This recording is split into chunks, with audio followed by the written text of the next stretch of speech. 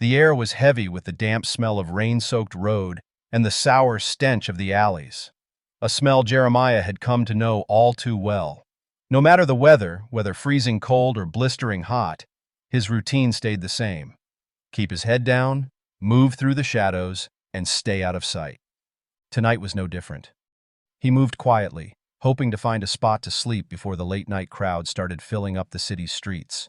But just as he rounded the corner into one of his usual alleyways, a sound cut through the thick silence, a small, broken voice. "Stop it, please." Jeremiah froze, his instincts kicking in. He strained his ears, listening carefully.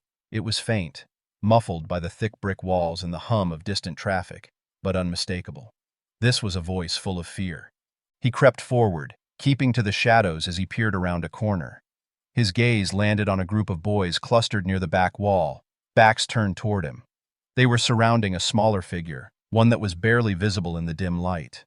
Jeremiah could see the outline of a boy, thin and trembling, his back pressed against the cold bricks. "What's wrong, rich boy?" one of the bigger kids sneered, shoving the smaller boy. "Can't take a little fun?"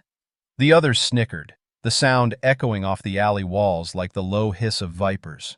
Jeremiah's fists clenched at his sides, memories rushing back, memories he'd buried long ago. He'd been that kid once, cornered, outnumbered, feeling the sting of taunts that cut deeper than fists. A dozen times, he'd found himself wishing for a savior who never came. But tonight, he could be that savior. He took a step forward, his voice slicing through the alleyway like a knife. "Hey!" The bullies snapped around, their laughter fading as they registered the figure standing at the mouth of the alley. Jeremiah's presence was commanding, his frame casting a shadow that stretched long and dark over the cracked pavement. His clothes were worn, a mismatched collection of jackets layered against the cold, and his beard was scruffy, but his eyes, sharp, dark, and unwavering, held a warning that even these teenagers couldn't ignore. "What do you want, old man?" The tallest kid, who seemed to be the leader, spat, trying to sound brave. "This ain't your business." Jeremiah didn't break eye contact. He took another step forward, slow and deliberate, and let silence hang heavy between them. He'd learned long ago that words weren't always necessary to make a point. "Seems to me like you're all bark and no bite," he said calmly, his voice low and steady. "Why don't you leave the kid alone?" The leader hesitated, clearly torn between showing off in front of his friends and not wanting to provoke the man before him. Jeremiah could see the kid's eyes darting between him and the others, a glint of doubt creeping into his tough guy act. One of the boys behind him, looking less certain now, muttered, "Let's just go. This is lame." The leader scowled but didn't argue. With a final sneer, he spat at the ground, a twisted smirk on his face. "Fine. We're done here anyway." The boys backed away, muttering under their breath, and filed out of the alley, casting glances back at Jeremiah as they disappeared into the night. Only when they'd rounded the corner did he finally turn his attention to the boy they'd left behind. The kid was crouched against the wall, arms wrapped tightly around a battered backpack as if it were a shield. His face was pale, streaked with tears he hadn't bothered to wipe away, and his hands were shaking. "Hey," Jeremiah said, his voice softer now. He crouched down, trying to appear less intimidating. "You all right?" The boy nodded, a shaky nod that didn't quite match the fear in his eyes. Up close, Jeremiah could see him better. A scrawny kid, maybe 11 or 12, with a mop of curly brown hair hanging messily over his forehead. He was dressed well, in a thick navy blue jacket that looked too nice for a kid wandering dark alleys alone. "What's your name?" Jeremiah asked, keeping his tone gentle. The boy hesitated, glancing over his shoulder, as if afraid the bullies might come back. Finally, he whispered, "Oliver." "Oliver, huh?" Jeremiah forced a small smile, trying to put the kid at ease. "You got someone waiting for you, Oliver?" The boy nodded, looking down at his feet. "My dad. He's around here somewhere." Jeremiah's gaze drifted over the boy, his mind snagging on a memory he couldn't quite place. There was something about Oliver, something faintly familiar, that gnawed at the edge of his memory. But before he could puzzle it out, Oliver looked up at him, his eyes wide and filled with gratitude. "Thank you, mister," he murmured, barely louder than a whisper. For, you know, helping me." Jeremiah nodded, giving the boy a reassuring squeeze on the shoulder. "Any time, kid." As they walked together out of the alley, Jeremiah's mind flickered back to the boy's words. "My dad's around here somewhere." He cast a sidelong glance at Oliver, curiosity getting the best of him. "So your dad, huh?" he asked, trying to sound casual. "What's he doing that he lets you wander these parts alone?" Oliver's face clouded over and he hesitated. "He's busy a lot, works late. Important stuff." Jeremiah raised an eyebrow, intrigued by the careful way Oliver chose his words. There was something guarded in his tone, like he was hiding a secret he'd been told not to share. "You know," Jeremiah said thoughtfully, "there was a time when I was busy a lot too. Too busy to realize what I was missing." Oliver looked up at him, curious. "What do you mean?" Jeremiah's gaze turned distant, memories tugging at the edges of his mind. Sometimes people get so caught up in work, in making money, in building a life, that they forget about what really matters. They reached the edge of the sidewalk, and Oliver stopped, looking up at Jeremiah with a pensive expression. "You think my dad's like that?" Jeremiah sighed, his heart aching at the boy's uncertain gaze. "I don't know your dad, Oliver, but if he lets you walk around here alone, maybe he's forgetting something important." For a moment, they stood in silence, the quiet tension hanging between them like a thread stretched too thin. Then Oliver looked away, his face tightening. "He's just busy. He'll probably come looking for me soon." Jeremiah didn't push further. He could sense the boy's discomfort, and besides, he knew what it felt like to want to protect someone, even if they didn't always deserve it. "All right, kid," Jeremiah said, patting Oliver on the shoulder. "You take care of yourself." But as Oliver walked away, Jeremiah couldn't shake the feeling that there was something else going on, something that the boy hadn't told him. He watched the kid's small figure retreat into the distance, swallowed by the city's harsh lights, and felt a strange pang of worry in his chest. He shook his head, laughing softly at himself. "Getting soft in your old age, Jeremiah." But even as he turned to walk away, that gnawing feeling of familiarity clung to him, as though Oliver was more than just a random kid he'd stumbled across. Maybe, in another life, he would have had a son just like Oliver. Later that night, as Jeremiah huddled against the cold bricks at a good sleeping spot, he couldn't stop thinking about the boy's face, those big, solemn eyes, the way he'd clutched his backpack, the haunted look he carried that was far too heavy for a kid his age. He lay awake, staring at the sliver of sky above, feeling the ache of old wounds he thought he'd buried long ago. And somewhere, in the dark, a thread was drawing him back to Oliver, pulling him toward a truth he wasn't ready to face. The next morning was misty. Jeremiah shuffled down to the community center, a worn-out place he frequented to grab a cup of coffee and maybe something warm to eat if they had any donations. He barely slept, his mind still replaying the encounter with Oliver. He told himself it was just a random act of kindness, one of those rare nights when he could do some good for someone else. But something kept nagging at him, like an itch he couldn't scratch. As he sat down with his coffee in the corner, Jeremiah's eyes drifted toward the doorway out of habit, watching the people who came and went. His mind wandered back to his own past, memories he'd buried deep down, but lately seemed to claw their way back to the surface. "Excuse me, sir?" The voice startled him, and he looked up to see a well-dressed man in his mid-30s standing nearby. There was a stiffness to his posture, a sense of purpose that immediately put Jeremiah on edge. The man's eyes darted around the room, as if he was checking for someone. "You're Jeremiah, right?" the man asked, a flicker of recognition in his expression. Jeremiah stiffened, instantly wary. Most people in this part of the city either ignored him or knew better than to ask too many questions. Strangers asking for him by name? That usually spelled trouble. "Who's asking?" he replied, his voice low and cautious. The man hesitated, his gaze unwavering. "My name is Thomas. I'm looking for someone. My son. He went missing last night, and I was told you might know something about him." Jeremiah's heart skipped a beat. His mind instantly leaped to Oliver, and he struggled to keep his expression neutral.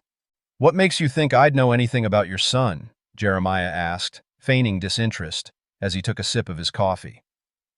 Thomas took a deep breath, frustration flashing across his face. A couple of kids said a man stepped in to help my son. They described someone fitting your description.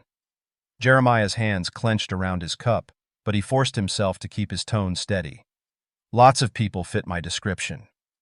Thomas's expression softened slightly, a faint look of desperation breaking through his guarded demeanor. Please, I just want to make sure he's safe. His name is Oliver. He's 12. I know I haven't been the best father, and I don't deserve anyone's help. At the mention of Oliver's name, Jeremiah felt his resolve waver. Against his better judgment, he looked up and met Thomas's eyes. In that moment, he saw a flicker of something raw and vulnerable. A father, genuinely afraid for his child. He's all right, Jeremiah said finally, his voice gruff but soft. I found him last night. He was in some trouble, but I sent him home. Relief washed over Thomas's face, and he let out a shaky breath. Thank you so much. I don't know how to repay you. Jeremiah shifted uncomfortably, brushing off the gratitude with a shrug. Just look after him. A kid like that, he shouldn't be wandering around alone at night. Thomas nodded, guilt flashing in his eyes. I know. It's my fault. I've been too caught up in my own life, in work. I didn't even realize he'd started going out on his own. Jeremiah's gaze hardened, memories of his own neglect-filled childhood stirring within him. Kids notice more than you think. They feel it when you're not there. Thomas seemed to shrink under Jeremiah's gaze, his shoulders slumping. I know. I thought I was doing what was best, giving him a stable life, a nice home. But I see now that I've been failing him. Jeremiah softened slightly. He could tell that Thomas's remorse was genuine. Still, he couldn't resist saying, money and a nice house don't mean a thing if he doesn't feel safe. Thomas nodded, his face contorted with regret. He opened his mouth as if to say something more, but just then, his phone buzzed, and he pulled it from his pocket, frowning as he glanced at the screen. I need to go, Thomas said, his voice heavy with reluctance.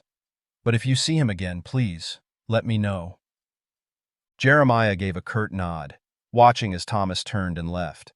Part of him felt satisfied that he'd made the man feel the weight of his own failings. But another part, a smaller, nagging part, felt a pang of empathy, a reminder of the pain he'd once carried, the anger he'd harbored toward the people who were supposed to care for him. Over the next few days, Jeremiah found himself unable to shake the encounter from his mind. He'd seen parents like Thomas before, people who seemed to have everything, but were too wrapped up in their own lives to notice the damage they were doing to those closest to them. One evening, as he walked the streets near the community center, he heard familiar voices, laughter, taunting.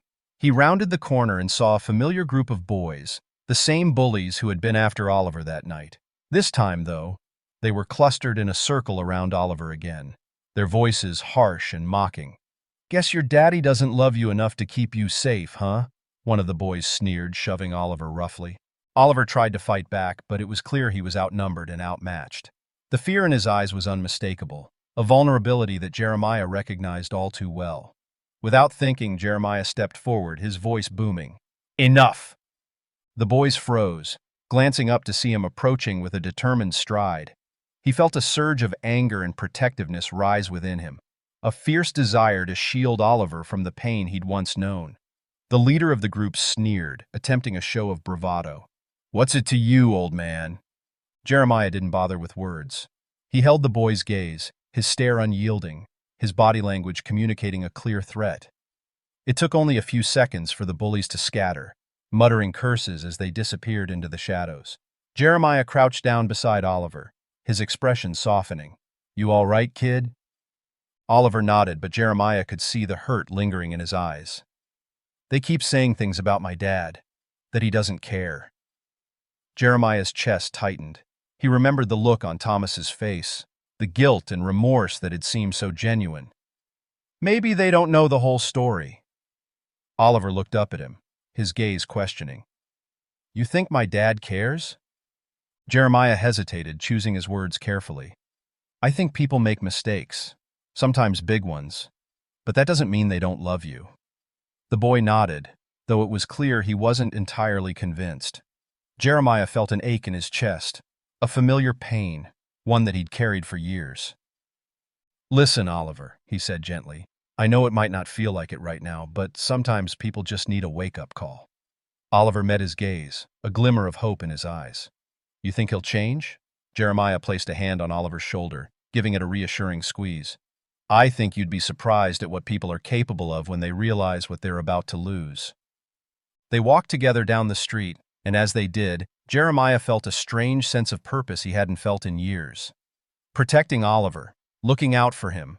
It was like looking out for the kid he once was, the kid he had once needed someone to protect. But as they neared the end of the block, Jeremiah's gaze fell on a familiar figure standing near the edge of the sidewalk. Thomas. He was watching them with a conflicted expression, his hands clenched at his sides as he took in the sight of his son beside a stranger. Jeremiah felt a surge of anger flare up within him. The man had a second chance right in front of him, a son who wanted nothing more than to be loved. Thomas took a step forward, his voice uncertain. "Oliver." The boy tensed beside Jeremiah, uncertainty flashing in his eyes. But before Oliver could respond, Thomas lowered his gaze, his voice breaking. "I'm sorry, son. For everything." For a moment, Oliver just stared at his father, his eyes searching for any hint that Thomas's apology was genuine. Jeremiah held his breath, feeling the weight of the moment, and he wasn't sure what outcome he was hoping for. Part of him wanted to see Thomas break through the walls he'd put up with his son, but another part feared Oliver would face the same disappointment he'd felt as a kid. "Let's go home, Oliver," Thomas said softly, extending a hand. His voice was calm, almost pleading. Oliver's gaze dropped to his father's hand. Then he looked back at Jeremiah as if searching for guidance. In his eyes, Jeremiah saw the silent question. Could he trust this man? Jeremiah's heart was wrenched.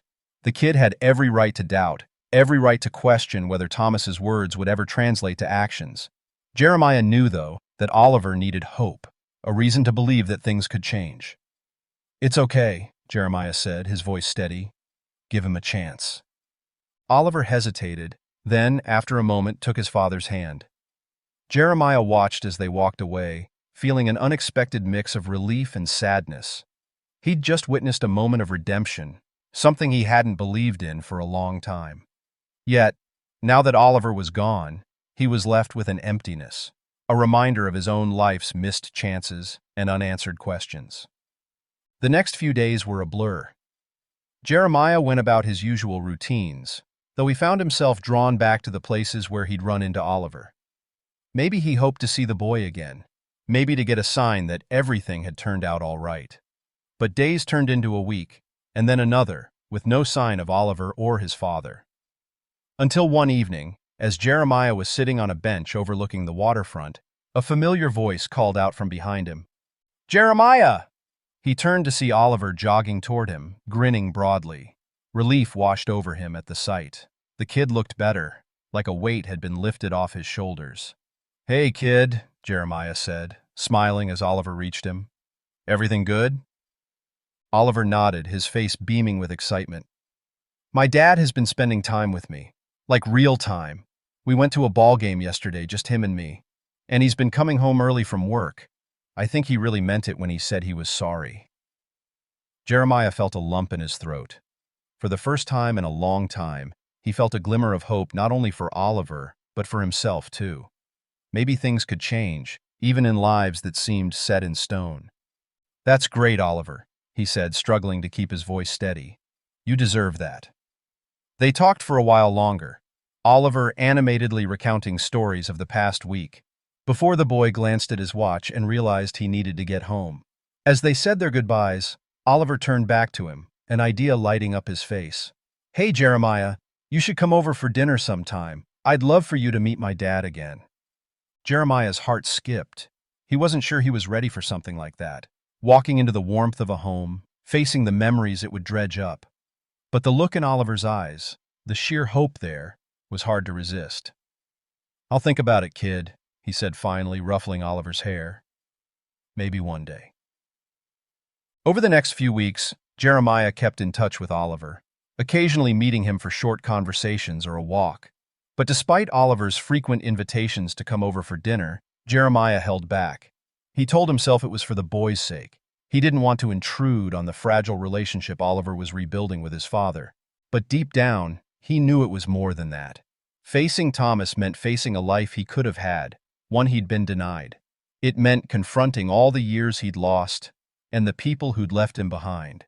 It was safer to keep his distance, to let the boy enjoy his newfound happiness without Jeremiah's shadow darkening it. Then, one rainy night, as Jeremiah was huddled under an overpass, trying to keep dry, a car pulled up beside him. He glanced over, squinting through the rain, and recognized the familiar face. It was Thomas. Jeremiah's initial reaction was to turn away, to ignore him. But before he could, Thomas rolled down the window and called out, "Jeremiah, I need to talk to you." Reluctantly, Jeremiah walked over, keeping a wary distance. Thomas opened the passenger door, gesturing for him to get in.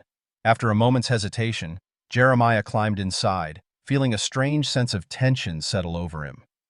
They sat in silence for a moment, the rain pattering against the car windows. Finally, Thomas spoke, his voice low. "Oliver talks about you all the time," he began, his gaze fixed on the steering wheel. "He calls you his friend, says you're the reason he's safe." Jeremiah shifted uncomfortably. "Kid's got a big heart." Thomas nodded, a faint smile crossing his face. "I owe you more than I can say. You saved my son when I was too blind to see he needed saving." Jeremiah shrugged, keeping his gaze averted. "Just did what anyone would do." Thomas turned to him, his expression intense. "No, you did more than that. You taught him that he matters. You gave him something I hadn't." Jeremiah felt the weight of Thomas's words, the unspoken acknowledgement of a debt that went beyond mere gratitude. He opened his mouth to respond, but before he could, Thomas reached into his jacket pocket and pulled out an envelope, holding it out to Jeremiah. "What's this?" Jeremiah asked, eyeing it suspiciously. "A chance," Thomas replied quietly. "To get back on your feet, to find a place to stay, a fresh start." Jeremiah stared at the envelope, feeling a mix of anger and shame. He didn't need charity. He didn't want anyone's pity. "I don't need your handouts," he said, his voice laced with bitterness. Thomas held his gaze undeterred. "This isn't charity. It's me doing right by the man who did right by my son." The words hung heavy in the air, and Jeremiah felt his defenses waver. He glanced down at the envelope, wrestling with his pride and the painful knowledge of how much he could use the money. Finally, he reached out and took it, though he couldn't bring himself to meet Thomas's eyes. "Thank you," he muttered, his voice barely audible. Thomas nodded, seeming to understand the weight of the moment. "You deserve a second chance, Jeremiah. And if you ever decide to come over for that dinner, you're always welcome." With that, Thomas started the car, leaving Jeremiah alone in the quiet hum of the rain-soaked night. He watched the car drive off, clutching the envelope in his hand, feeling an unfamiliar mix of emotions swirling within him: hope, fear, gratitude, and something that felt almost like the stirrings of self-worth. That night, Jeremiah lay awake, staring up at the stars from his makeshift bed beneath the overpass. The envelope rested by his side, a reminder of the possibility that his life could be different. A second chance had come to him in the most unexpected way, through the kindness of a boy and the remorse of a father. For the first time in years, he allowed himself to dream, to imagine a life where he wasn't defined by his past mistakes or the hard lines of survival. And though he didn't know where that path would lead him, he knew one thing for certain: he was ready to take the first step. In the following days, Jeremiah began to put the money to use, securing a small, modest place to stay. It wasn't much, but it was a start. He even bought a new shirt, something that made him feel a bit more like the man he once was. One evening, as he was settling into his new place, a knock sounded on his door. He opened it to find Oliver and Thomas standing there, both smiling, holding a warm, homemade meal. "Thought we'd bring dinner to you this time," Thomas said, a grin tugging at his lips. Jeremiah felt his throat tighten, but he managed a smile. For the first time in a long time, he felt like he belonged. As the days turned into weeks, Jeremiah began to settle into his new life, though adjusting wasn't easy. He was used to the solitude of the streets, to keeping everyone at a safe distance, and now he found himself surrounded by people who genuinely seemed to care. But as he tried to rebuild, old insecurities resurfaced, clawing at his newfound stability. He struggled to shake off the nagging feeling that he didn't deserve this, that he was an imposter living a life meant for someone else. Thomas, however, kept his word. He invited Jeremiah to dinner frequently, encouraging him to visit more often. Each time Jeremiah went, Oliver was there, ready with stories from school, and eager to share the smallest details of his life. Gradually, Jeremiah found himself opening up, laughing more, and even enjoying the warmth of their company. Curious to know more about Thomas, Jeremiah started asking around in the neighborhood. He figured he'd learn more about the man whose son had become such a bright spot in his life. He didn't have to dig too far. At a local diner, a man told him with a low chuckle, "Oh, Thomas Grant, he's a big deal. He's got his hands in everything that goes down in this city." Jeremiah raised an eyebrow. "Like what?" "He's a major city councilman, for one," the man replied. "A lot of people respect him, but not everyone's his friend. He's known to make waves, and that rubs some people the wrong way. Not the kind of job you'd want if you like to keep things calm." Jeremiah absorbed this information, realizing that Thomas's choices might be more complex than they seemed. He now understood that Thomas kept his distance from Oliver, not out of neglect, but to shield him from a world that could turn dark without warning. Then, one evening, things went bad. It was a quiet Tuesday night. Jeremiah was on his way to Thomas's house, carrying a small bouquet of flowers he'd bought with the last of his savings. It was a gesture that felt strange but right. He wanted to show his appreciation, even if he didn't have much to give. As he approached the house, he noticed something odd. The front door was slightly ajar, the hallway lights flickering. Jeremiah's heart skipped a beat, a cold wave of dread washing over him. He quickened his pace, pushing the door open cautiously. "Hello?" he called out, his voice echoing in the empty hallway. There was no answer. The silence was thick, unsettling, broken only by the soft hum of the refrigerator in the kitchen. He stepped inside, glancing around, his instincts on high alert. The living room was a mess, papers strewn across the floor, a vase shattered near the entrance. It looked like someone had been searching for something, tearing through drawers and shelves in a hurry. Panic gripped Jeremiah as he made his way toward the back of the house. The familiar warmth was gone, replaced by a chilling sense of wrongness. He called out again, his voice trembling. "Thomas? Oliver?" Finally, he heard a muffled sound from the basement. He rushed down the stairs, his pulse racing, and found Thomas and Oliver tied to chairs, their mouths gagged. They looked terrified, their eyes widening as they saw him. Without thinking, Jeremiah rushed to untie them, his hands shaking as he fumbled with the ropes. "Who did this? Are you both okay?" he whispered urgently. Thomas managed a nod, his face pale, but Oliver looked shaken, clinging to Jeremiah as soon as he was freed. Just as they regained their footing, they heard footsteps from upstairs, heavy, deliberate. "Someone's still here," Thomas whispered, his voice barely audible. Jeremiah's mind raced. He signaled for them to stay back, creeping up the stairs to investigate. As he reached the top, he saw a figure rummaging through the drawers in the kitchen, muttering to himself. The intruder was tall, with a menacing presence, and he was holding something, a handgun. Jeremiah's heart pounded, but he knew he couldn't back down.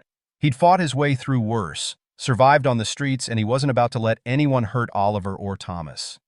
In a low, steady voice, he called out, "What do you think you're doing here?" The intruder whirled around, aiming the gun at Jeremiah. For a tense moment, they stared each other down, the air thick with tension. "Get out!" the man snarled, his grip tightening on the gun. Jeremiah didn't move. He held his ground, his eyes locked on the intruder. "I don't think so. Whatever you're looking for, it's not here." The man hesitated, his eyes narrowing. "Stay out of this, old man. You don't know who you're dealing with." A flicker of recognition crossed Jeremiah's face as he studied the intruder more closely. He realized he'd seen this man before, lurking around the neighborhood watching Thomas's house. A chill ran down his spine as he pieced it together. This wasn't a random break-in. This man had been targeting Thomas, watching, waiting. Before he could react, the intruder lunged forward, gun aimed directly at him. In a split second, Jeremiah dodged to the side, grabbing a nearby chair and swinging it with all his strength. The impact threw the intruder off balance, the gun clattering to the floor. They grappled, each struggling for control, their movements a chaotic blur. Downstairs, Thomas had managed to find his phone, frantically dialing 911 as he kept Oliver close. The dispatcher assured him that help was on the way, but every second felt like an eternity. Back in the kitchen, Jeremiah fought with a fierce determination, drawing on every ounce of strength he had. Memories of his own struggles flashed before him, moments of desperation, of survival. He wasn't just fighting for himself now. He was fighting for Oliver, for Thomas, for the chance at a life he'd almost given up on. With one final surge, he managed to overpower the intruder, pinning him down just as the police arrived. Officers burst through the door, pulling the man away and securing the scene. Jeremiah slumped to the floor, exhaustion washing over him as the adrenaline ebbed. Thomas and Oliver rushed to his side, relief evident on their faces. Oliver hugged him tightly, his voice choked with emotion. "Thank you, Jeremiah. You saved us." As the police questioned Thomas and Jeremiah, it became clear that the intruder had been an old associate of Thomas, someone he'd crossed in his younger days. Thomas had tried to leave that life behind, but his past had come back to haunt him in the most unexpected way. That night, after the police left, and the house was finally quiet, Thomas sat across from Jeremiah at the kitchen table, his face etched with guilt and gratitude. "I don't know how to thank you," he began, his voice trembling. "I put my son in danger because of my past, and you risked everything to protect us." Jeremiah shook his head, his gaze steady. "Oliver's a good kid. He deserves better than this. We all have things we're not proud of, but that doesn't mean we don't deserve a second chance." Thomas nodded, understanding the depth of Jeremiah's words. For the first time, they saw each other clearly, not as two men from different worlds, but as kindred spirits bound by their pasts and their shared desire for redemption. In the days that followed, things began to change. Thomas was more open, more present in Oliver's life. He sought counseling, determined to confront the remnants of his old life and build a future he could be proud of. And he made sure Jeremiah was part of that future, inviting him into their lives in ways Jeremiah never expected. For Jeremiah, the experience was transformative. He had saved a family, found a purpose, and discovered that he wasn't as alone as he had once believed. Slowly he began to heal, the scars of his past fading as he embraced the chance to start anew. And as he sat at the dinner table one evening, surrounded by laughter and warmth, he realized that for the first time in years, he was home. In the following weeks, Jeremiah found himself becoming a true part of Thomas and Oliver's lives. The tentative bonds they'd formed now grew stronger, woven together by shared experiences and an unspoken understanding. They fell into a comfortable routine, and Oliver especially became attached to Jeremiah, seeing him almost as family. But as Jeremiah settled into his new role in their lives, an unexpected challenge appeared. A letter arrived one morning, slipped under Thomas's door in a plain envelope with no return address. Thomas opened it, his face tightening as he read the words scrawled across the paper in hurried handwriting. He immediately called Jeremiah over. "It's from him," Thomas whispered, holding the letter out. Jeremiah read it, his brow furrowing with each line. The letter was from the man who had broken into Thomas's home, now behind bars, but still determined to reach him. It was filled with threats, promises of revenge, and a chilling reminder that Thomas's past was far from over. "I can't keep putting Oliver in danger," Thomas murmured, fear lacing his voice. "If I can't protect him, then what kind of father am I?" Jeremiah placed a reassuring hand on his shoulder. "You've come this far, Thomas. You don't have to face this alone." Together, they went to the police, sharing the letter and recounting everything they knew about the man who had haunted Thomas's past.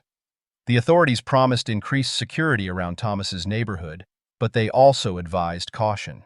It was clear that this man had connections and wasn't afraid to use them. As the weeks passed, the tension grew. Thomas tried to hide his worry from Oliver, but Jeremiah could see the strain it put on him. They began to devise a plan to keep Oliver safe, avoiding routines and ensuring he was never alone. Jeremiah, too, became more vigilant, keeping a watchful eye on their surroundings whenever he visited. One evening, as they sat together after putting Oliver to bed, Thomas spoke up, his voice low and weary. "Why did you do it?"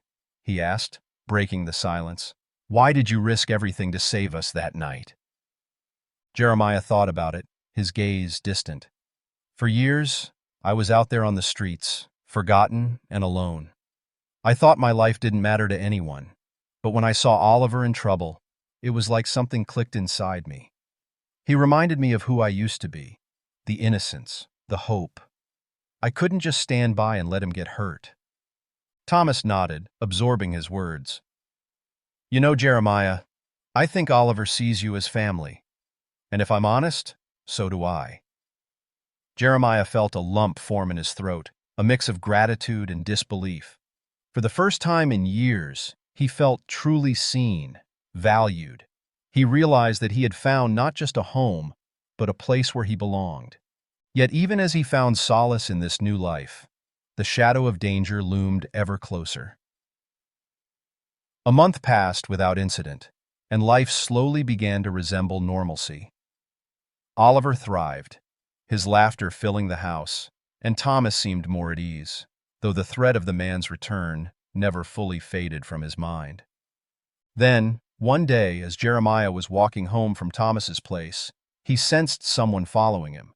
His pulse quickened as he turned, catching a glimpse of a figure lurking in the shadows before disappearing into an alleyway. The encounter rattled him. He couldn't shake the feeling that he was being watched, and his thoughts turned to Thomas and Oliver. He didn't want to alarm them, but he knew he couldn't ignore the signs. The following evening, Jeremiah decided to confront Thomas. "I think he's back," he said, his voice low but firm. "I saw someone following me last night." Thomas's face went pale, his eyes widening in fear. "We have to protect Oliver, whatever it takes." The two men spent the night planning, going over every detail. They didn't know when the man would strike, but they were prepared to defend the family they had built, no matter the cost. One evening, while Thomas was at work and Jeremiah was keeping an eye on Oliver, the doorbell rang. Jeremiah's instincts flared, and he motioned for Oliver to stay hidden in his room. Cautiously, he approached the door, peering through the peephole to see a man standing on the porch, his face obscured by a hood. "Open up," the man called, his voice low and menacing. "I know you're in there, Jeremiah." Jeremiah's heart raced. He recognized that voice, the voice of the man who had broken into their lives months ago, the one who'd haunted Thomas's past. He took a deep breath, steeling himself, and opened the door a crack. "What do you want?" he demanded, his voice steady. The man sneered, his eyes cold and calculating. "You think you can just walk into my life and ruin everything I've built? Thomas owes me, and if he won't pay, then I'll take what's mine." Jeremiah felt a surge of anger. "Thomas doesn't owe you anything. You left him to clean up your mess, and now you want to drag his family into this?" The man laughed, a harsh, bitter sound. "Family? What would you know about family, old man? You're just a washed-up nobody clinging to scraps." A spark ignited in Jeremiah's chest. He'd been insulted, degraded, and dismissed his entire life, but this time was different. He was protecting people he cared about, a family he'd fought to belong to. He stood his ground, his eyes unwavering. "If you come near Oliver again, I won't hesitate," he warned. "Leave them alone, or you'll regret it." The man smirked, unfazed. "We'll see about that." With a final sneer, the man turned and walked away, leaving Jeremiah alone in the doorway, his fists clenched and his heart pounding. The days that followed were tense, each moment tinged with an undercurrent of fear. Jeremiah and Thomas took turns watching over Oliver, never letting him out of their sight. The police increased their patrols, but Jeremiah knew that this man wouldn't give up easily. He had too much pride, too much hatred to let go. Then, one night, it happened. Jeremiah was alone in the house with Oliver when he heard the sound of glass shattering downstairs. He reacted instantly, grabbing Oliver and hiding him in a closet, whispering instructions to stay quiet, no matter what happened. "Don't come out until I say it's safe," he told Oliver, his voice calm, despite the fear churning inside him. He moved toward the noise, his every sense heightened, ready to defend the home he had come to love. As he descended the stairs, he saw the man standing in the living room, a knife gleaming in his hand, his eyes filled with rage. Jeremiah didn't hesitate. He charged forward, tackling the man, and the two of them crashed to the floor in a violent struggle. They grappled, each fighting with a desperation that only survival could ignite. The man slashed at Jeremiah, narrowly missing his shoulder. Jeremiah retaliated, using his strength to pin the man down. He could feel the years of street survival kicking in, instincts honed from a lifetime of hardship. This was a battle he was prepared to win. Finally, with one last surge of energy, Jeremiah overpowered the man, holding him down just as police sirens blared in the distance. Within moments, officers stormed the house, pulling the intruder away in handcuffs. As the chaos settled, Jeremiah slumped against the wall, exhaustion washing over him. Oliver emerged from his hiding spot, running to his side, his face streaked with tears. "Are you okay?" Oliver asked, his voice shaky. Jeremiah managed a weak smile, nodding. "I'm all right, kid. We're safe now." Thomas arrived shortly after, his face pale with worry. He embraced Jeremiah and Oliver, relief flooding his expression. "Thank you, Jeremiah. I don't know what we would have done without you." Jeremiah looked at them, his heart swelling with a sense of belonging he'd never known. This was his family, the people he'd fought for, and the ones who'd saved him in ways they didn't even realize. For the first time in his life, he knew he had a home, not just a roof over his head, but a place where he was valued, loved, and needed. And he vowed, from that moment on, to protect it with everything he had. In the aftermath of the break-in, things began to settle down, but there was a new sense of solidarity among them. The police kept a closer watch on Thomas's house, and extra security measures were put in place. Jeremiah, though, was not unchanged. For the first time in years, he had a reason to stay in one place, a family to come home to. His rough, survivalist mindset began to soften. He found himself worrying less about his next meal or where he would sleep, and more about whether Oliver was doing well in school or if Thomas was managing his work stress. They became a team, a unit, and Jeremiah was slowly learning what it meant to let people in. But the man's threats continued to linger in their minds. Even behind bars, they knew he had connections, people who might want to take revenge for his capture. They remained cautious, but life continued, inching back toward a new normal. One evening, a few months later, they were sitting in the living room together after dinner. Oliver was working on a school project, while Thomas and Jeremiah exchanged stories. Thomas, with a smile, encouraged Jeremiah to share more about his past. They all knew bits and pieces, but Jeremiah had never truly opened up. After a moment's hesitation, Jeremiah began to speak. He told them about his childhood, about the struggles that had led him to life on the streets, and the people who had come and gone, leaving him to fend for himself. He didn't sugarcoat anything, but he didn't dwell on the hardships either. For the first time, he spoke openly, knowing that he was in a safe space, with people who cared about him. Thomas listened intently, nodding now and then, his face showing a deep empathy and understanding. Oliver, wide-eyed, absorbed every word, clearly moved by Jeremiah's story. To Oliver, Jeremiah was a hero, a protector and a friend who had come into his life in a time of need. He couldn't imagine Jeremiah as anything but strong and resilient, but hearing about the struggles Jeremiah had faced made him respect him even more. "You've come a long way," Thomas said quietly when Jeremiah finished. "And you've made our lives better just by being here." Jeremiah nodded, swallowing hard. "I don't know what I'd do without you two. You've given me a reason to keep going, a purpose. I never thought I'd have that again." Just as Jeremiah finished speaking, Oliver piped up with a serious look on his face. "You're my family, Jeremiah," he said, his voice filled with sincerity. "You're like a dad to me." Jeremiah was taken aback, emotion welling up inside him. He hadn't expected that. He'd never imagined he could be a father figure to anyone, let alone someone as bright and kind-hearted as Oliver. He managed to smile, his voice thick. "I'd be honored, Oliver. I'll always be here for you." From that night on, things shifted in an even deeper way. They were no longer just a trio of individuals brought together by chance. They were family, bound by trust and love, a bond that went beyond words. A few more months passed, and life continued to improve. Jeremiah found work, thanks to a recommendation from Thomas. It wasn't glamorous, but it was honest work. And for the first time, Jeremiah felt like he had a sense of dignity. He was part of society again, contributing, providing, and growing. Thomas had even set him up with his own small apartment nearby, though Jeremiah often stayed at their house, feeling more at home there than anywhere else. As Oliver's school year drew to a close, they all began planning a small celebration.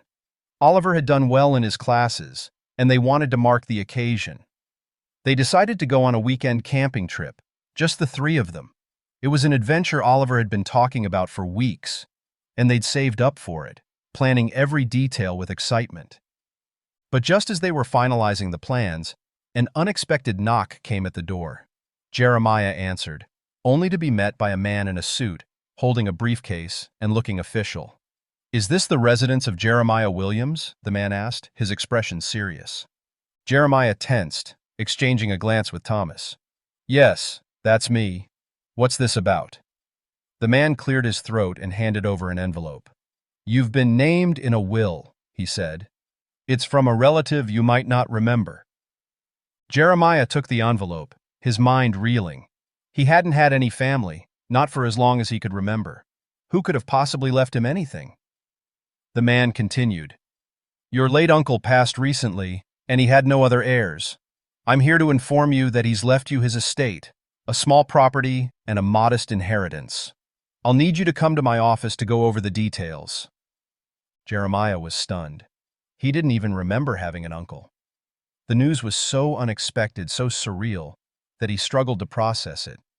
When the man left, Thomas placed a hand on Jeremiah's shoulder. "This could be a fresh start for you," he said gently. "You've worked so hard to build a new life. Maybe this is a sign that things are finally turning around." Jeremiah nodded slowly, still in shock. It's unbelievable," he murmured.